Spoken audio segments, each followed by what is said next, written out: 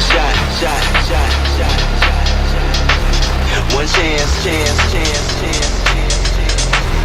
One shot, one chance, one move, one dance. One shot, one chance, one move, one dance.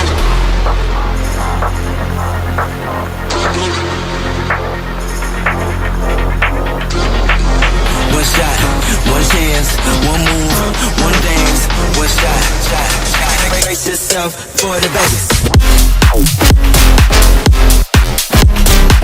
One shot,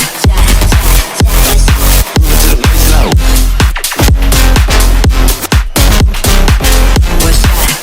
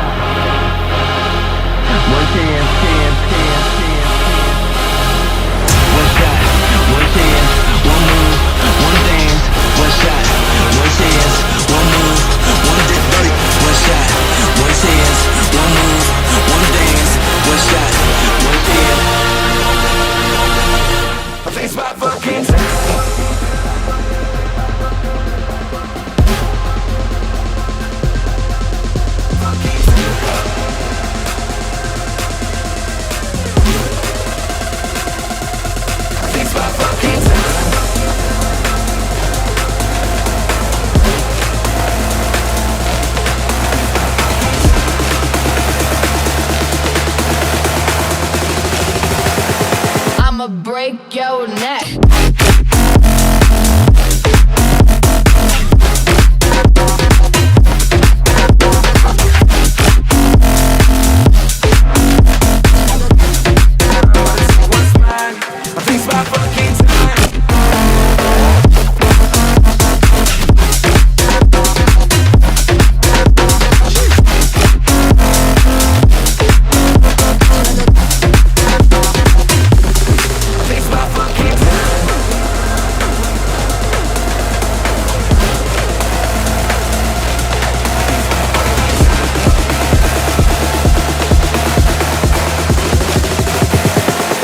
Break your neck.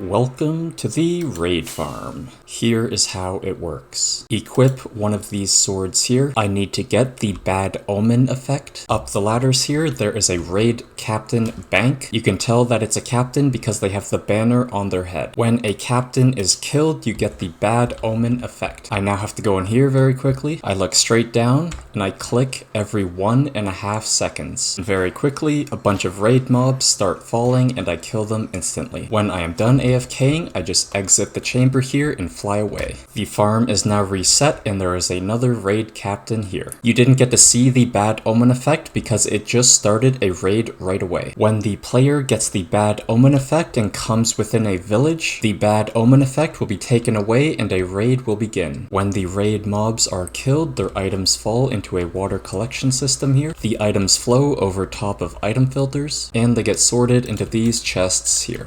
This farm produces emeralds, glowstone dust, redstone dust, sticks, gunpowder, spider eyes, sugar, glass bottles, ominous banners, and unstackables. You can't sort specific unstackables, you can only get all of them in the same chest, and I only want the totems of Undying, so afterwards I'll just drop the iron axes and the crossbows. When I'm in this little room here with the armor stand, when I click with my sword, it jumps in the air, activating this string, which activates this observer. That observer activates this sticky piston, which pushes down another observer, which activates this sticky piston, activating another observer, activating this block here. That activates this repeater, pushing this piston. It pushes the soul sand and magma to this side. This redstone is activated, activating this piston, pushing it back. This is a bubble stream. Minecraft has a mechanic where if there is magma or soul sand underneath, it will either pull down or push up. This one is just soul sand here, so if I go up, I get pushed up. And when this change is made, it has a redstone mechanic to it. Next to the bubble stream, there are 5 villager cells spaced apart. When the bubble stream switches from magma to soul sand and back, it activates this observer. That activates this observer, activating this block, pushing these 2 sticky pistons up and down instantly. There are 2 villager job blocks, composters. When I'm AFKing and clicking every 1.5 seconds, this bubble stream is constantly changing and these composter blocks are going down and up multiple times. There are 4 more of these, except there is 1 more observer per cell. At the very top, there is a glass platform up here with walls and a lightning rod. Next to the glass tube with the bubble stream inside of it, this here is just a rail system that I use to get the villagers into their cells. There is 1 more redstone mechanic to this farm. This area right here and this area right here. All of the raid mobs initially spawn up here. When that armor stand underneath jumps up and activates that string, it's also activating this observer. The exact same way how it's activating the observer for the villager cells. And all this is doing is activating this redstone, pushing these pistons, and then pushing these pistons. Soul sand and smooth stone have different block heights. When all of these blocks get pushed to the right and then to the left, any mobs that were standing on that block fall through the block downwards. Pillagers, vindicators, evokers, witches, and ravagers will spawn up here. All of the mobs except the ravager will fall downwards. The ravager is like a giant beast looking thing that is giant so it won't fall down, and its hitbox is so big that it will just burn in this fire here. The ravagers drop saddles, but the saddles are up here, so if you want to collect the saddles, come up here after you're done AFKing and just pick them up here. When the mobs fall downwards, they go through a glass tube here, landing on magma and soul sand. They take a lot of fall damage. Magma also does some damage to mobs, and the same thing here is happening with the pistons. This observer is getting activated, activating this redstone, pushing the pistons this way and then this way. The mobs fall through the block into this water area here. With this type of sword, when I look down and swing with the sweeping edge 3 sword, any of the mobs that are in those water streams also get damaged, and they're already very low health from the fall damage, so they just die right away. Looting 3 is very important, you get a lot more drops with it, and we're back down here. When I hit that armor stand, it jumps up, activating all of the redstone I just went over. Underneath the armor stands, if I were to accidentally break it, there are 2 dispensers with buttons right beside it, so I just press it, a new armor stand appears. There is a stone pressure plate, all it's doing is activating this redstone, activating this sticky piston, the exact same way that the armor stand does. I sat here for about 2 hours AFKing, and my food bar goes all the way to 0, and when the food bar is at 0, your health also starts to deplete. When I'm in the kill area, I never take any damage. However, I have a beacon here with the regeneration effect, meaning my hearts never go down. And the first mob that spawns up there and falls downwards is a raid captain, and this boat here will pick them up right away. So when I'm done AFKing and I leave and all of the mobs disappear, when I want to start AFKing again, I just kill the raid captain here, and that's how I get the bad omen effect and the farm restarts. When that new raid starts, the raid captain that spawns up there falls downwards and gets picked up by the boat. I always have a source to get the bad omen effect. However, this guy isn't here the very first time that you activate this type of farm. I initially built the farm all the way over there. Close to shore, there is a pillager outpost here, and when you're at a pillager outpost, pillager mobs are frequently respawning trying to protect it. There is 1 raid captain at a time here. When the raid captain is killed, it gives you the bad omen effect.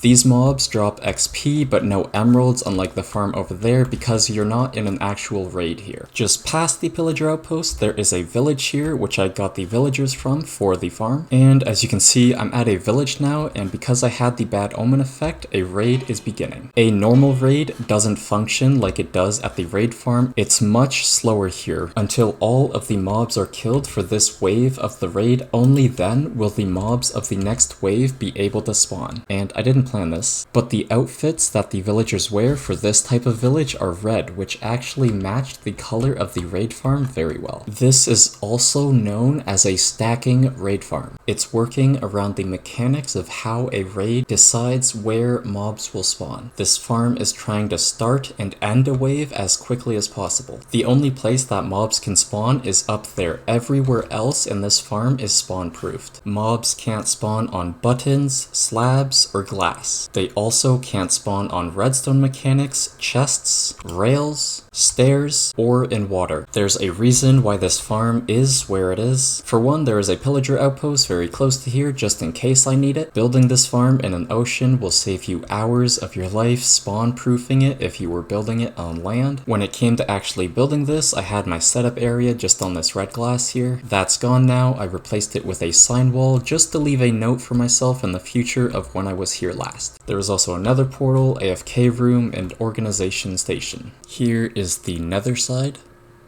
That's all of the functional aspects of this build. Now onto the decorative aspects. This build is mostly made out of red and white concrete in the shape of a star. There are 4 roads, and every side of this build is accessible to get onto if you were just swimming. In and outside of the build there is sea lanterns on the ocean floor. Normally this whole area would be pitch black, but oh my goodness. And that's everything. The block of the day for this episode is going to be an emerald block. Place it down and place a ladder on the back. That's episode 85. How different is this to a lighthouse?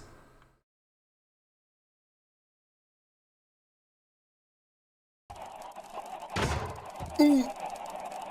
Bro, I'm so sorry. Yeah, I'm so sorry, bro.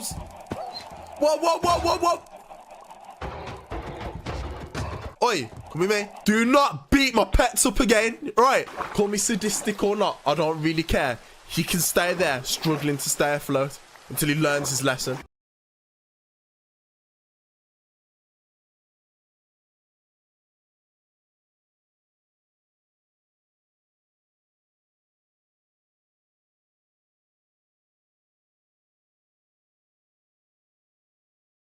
I'm jacked. I'm jacked to the tits!